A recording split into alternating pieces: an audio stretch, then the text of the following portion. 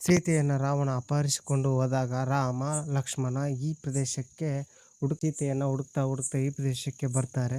So ತುಂಬ ದಣಿವಾದಾಗ, ಸುಸ್ತಾದಾಗ ಅವರಿಗೆ ನೀರಡಿಕೆ ಆಗುತ್ತೆ.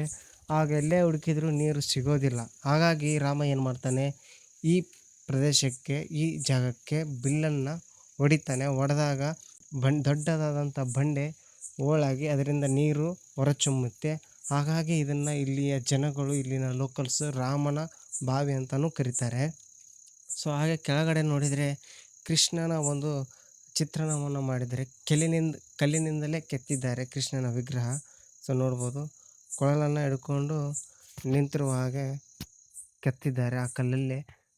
ಮತ್ತು ಪಕ್ಕದಲ್ಲಿ ಕರು, ಹಸುನು ಕೂಡ ಕೆತ್ತಿದ್ದಾರೆ. ಸೊ ಅದನ್ನು ನಾನು ನಿಮಗೆ ಜೂಮ್ ಮಾಡಿ ತೋರಿಸ್ಲಿಕ್ಕೆ ಪ್ರಯತ್ನ ಪಡ್ತೀನಿ. ಸೊ ನೋಡಿ, ಕೃಷ್ಣ ಯಾವ ರೀತಿ ಕೊಳಲನ್ನು ಹಿಡ್ಕೊಂಡು ನಿಂತಿದ್ದಾನೆ.